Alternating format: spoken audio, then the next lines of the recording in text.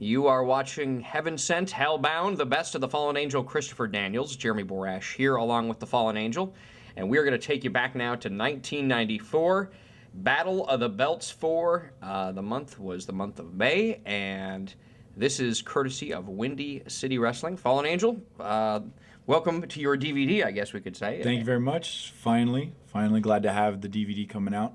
And glad to have this match as part of it, a little special added attraction to show my fans kind of where I've come from. So this being May of 1994, how many years in the wrestling business had you been going now? I just finished my first year. My first big match was the year previous at Battle of the Belts 3, and that was my third match, and so I'd had a year of wrestling at this point.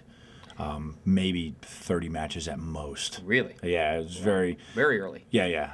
Well, you were in there with Danny Dominion, who was kind of a mainstay of the Chicago scene. Ace Steel there, who some of you may recognize, came out to the ring with him. Also, let's kind of give, those are lovely pants, by the way, everybody's wearing there. I always liked Danny's the suspenders look, but the funny thing was, once he had those made, it was so different looking, and then he would start to wrestle and he'd take them down, and I was like, well, that doesn't make any sense, but that was Danny for you. After, are also at ringside, Ken Erickson, Kevin Quinn, and Ace Steel. There's a couple other people at ringside there. This is the Bad Boy Brett Saunders. The guys that are in the forefront there are part of the group called the International Males. They were the young heel faction back then. So. And this is Windy City Wrestling. This was actually in Hammond, Indiana, correct? Right. Where this match took place. The Hammond Civic Center. And here you come. This is certainly a different looking Fallen Angel than we are used to today for the TNA fans, but this was, well, quite some time ago. It was 11 years ago now. This is many years before the Fallen Angel was even a glimpse in my head. So, but there I am carrying the lightweight title. The interesting thing about Windy City was back then and to this day, they had their wrestling split up into divisions. So they had a lightweight, middleweight, and heavyweight. And they were trying to give, this was kind of an idea, they were trying to give younger guys, guys that weren't 250 pounds, they're trying to give them an opportunity, what would end up becoming the cruiserweights and the X Division style guys in this day. You can see some early X Division influence here in your style, as we see throughout the course of the match. Danny Dominion went on and was, kept active, still is active, I guess, on occasion. I actually went over to Australia with him several years ago on a WWA tour. So he, in the ring at that time for you being in, this being 30 plus matches or something in, you wouldn't have guessed that. I was actually surprised to hear that this was that early in your career. Well, I feel like one of the advantages that I always had was that I was a fan growing up, and so, like, the truth be told, it only took me 3 months of training before they had me wrestling matches. Not that I was ready to wrestle matches, but I mean, I was ready to wrestle in front of a crowd, and then that's where the bulk of my learning was in the ring. But being a fan, I kind of grasped the concept of it very quickly, and so, I felt like that was an advantage I had, was having the background in it, as it were, of watching as a fan and understanding the whole idea of it. It came very easy to me in that sense, and so, if it surprises you that it's, I look at it now and I'm like, but. I guess for 30 matches, it's not really that bad. No, I was very surprised to hear that. This was at the Battle of the Belts 4 show. This was their, every year, their big extravaganza for right. Windy City. And Windy City, it's been a promotion that's been around forever. Little history on that company. Windy City is run by a man named Sam DeCero. He was trained by Randy Savage, and he got his biggest success in the AWA as a member of the tag team called the Max Brothers. And so he started this company here in Chicago up, I want to say in the late 80s. And so he had been going for a couple of years before I started training, which was 93. And they had run shows in the Chicago Amphitheater and were very strong throughout Chicago.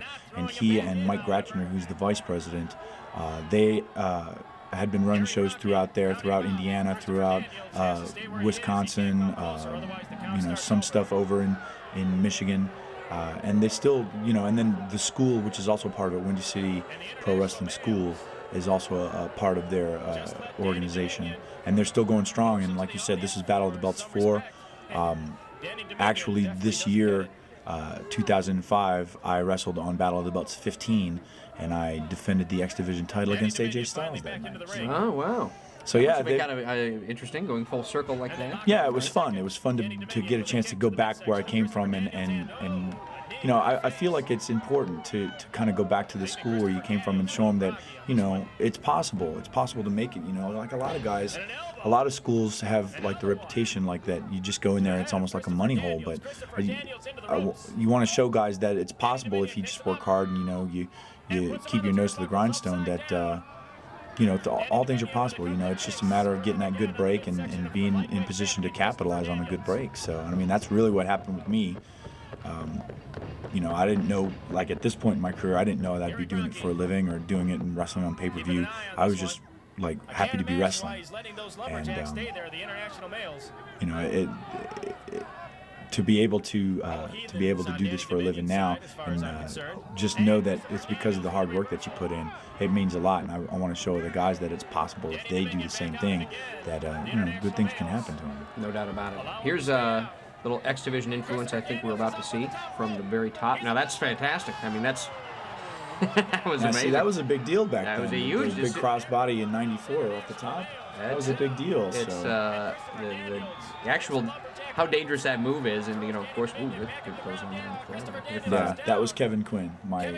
He actually was my tag team partner for a couple of years, and we went to Puerto Rico together and wrestled in Chicago together. So. I guess interesting to note, though, that at the time, that would have been considered a very high risk move. It still is a very high risk move. But at the same time, you know, we'll see a couple different things that you have in your arsenal. You kick out, break out here for the fans that I think would be very innovative. Yeah. Was Windy City or that's another? Was this a promotion I think that was kind of looking to break new ground and feature this kind of style? Because I would say still, you know, 1994, this was a very innovative match. Well, I think like I said, Sam and Mike, they realized that, you know, the style of guy that was coming into the wrestling school wasn't necessarily like the pro bodybuilder type or the 300-pound type. They saw a lot of guys, like when I came into wrestling school, I weighed like 180 pounds. And so they were just trying to make it accessible for those guys, and that's why they've got their lightweight division, their middleweight division. But I think also too, like the style of wrestling was changing, and so like this was just a facet of the stuff I was watching. Like at the time, I was watching guys like Sean Waltman, I was watching guys like Shawn Michaels, and so it was the fast pace, it was the acrobatic stuff. That was the stuff that I was trying to incorporate into my career. And even like at this point, I wasn't watching a lot of Japanese tapes or a lot of like Lucha Libre, but I had ideas about it, and so I would watch a little bit and try and add stuff that I saw there into my style. So I think it was just like Windy City saw what was changing, and they were trying to change with the business at that point. Spine buster from the second rope. Yeah. Very high impact move. This is interesting to note, though, that, you know, when you are at that stage in your career, the influences that you have and had at the time, and continue to have, I guess, really shaped the style that you have now. And you can see that very early on in your career. So it's almost like, and we're going to see coming up, you do a moonsault that, you know, isn't the best moonsault ever. Not at that point.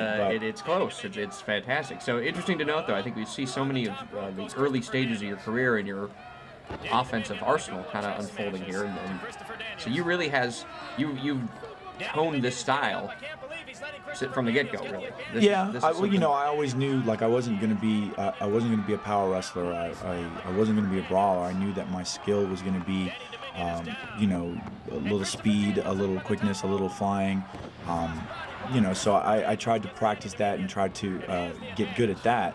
And over the years, you know, I've taken some things out of the arsenal and put some things in, but, you know, it's just a matter of playing to your strengths and hiding your weaknesses. And so that's kind of one of the reasons why, you know, you copy what you see, you emulate the guys that the style that you like, and those were the guys like Sean Waltman and Shawn Michaels and those guys. And so like the high-speed stuff, like this little bit of action there. I was going to say this match actually reminded me a lot of seeing old Jerry Lynn, Sean Waltman matches from back in Minneapolis, before when they were wrestling at an old place called Ropers. Right. And they were making waves for the kind of matches they were doing. This is very similar, I think, in a very similar time frame. Yeah. as Well, well. the funny thing, I think Windy City has really kind of been a hidden gem in professional wrestling. Like, they've been going strong. They've had the school. They've had their guys come in and out, but they don't really get a lot of publicity. And I think that's kind of a shame because I've always felt they're one of the stronger schools in the Midwest. There's a lot of like good talent there, and you know, just a matter of like getting a break and getting some recognition. You know, so I've always tried. That's one of the reasons why I've always tried to go back and, you know, use the fact that I've kind of well known now to be like, hey, you know, I came from here and good stuff's happening here. Now watch the ropes here. Kind of interesting. This is early X division, and you know the ropes are a little looser there. I had a lot better balance back in the day. I don't do a whole lot of springboarding now, and that was something that Brian Pillman, actually, I kind of watched his stuff and got the idea of doing the springboard from him, and so I did that for a long time, and that was one of my bread and butter moves, my little spin kick there.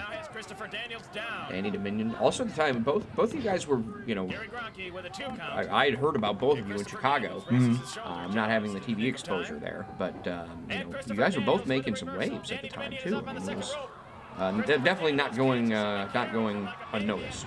Well, yeah, it's funny. Like, I didn't have the real grasp of like the internet or the fan, the wrestling fan sheet base. Here we Here go. it comes. Wow, perfect. And there it is. Here you go. Wasn't not the best moonsault ever, as I said before, but Maybe the damn first good moonsault, ever. It was still a work in progress at that point. When did you incorporate the second half of that? With the jumping? You know what? The funny thing, there was actually a Mexican wrestler came to Windy City and did a little training, and he taught me how to bounce from the second rope to the top rope. And for a long time, I did it for a different move, but then I put the moonsault and the double bounce together, and there you have it. And there it is. Going back to May of '94, the Fallen Angel Christopher Daniels victorious, keeping the Windy City Wrestling Light Heavyweight Championship.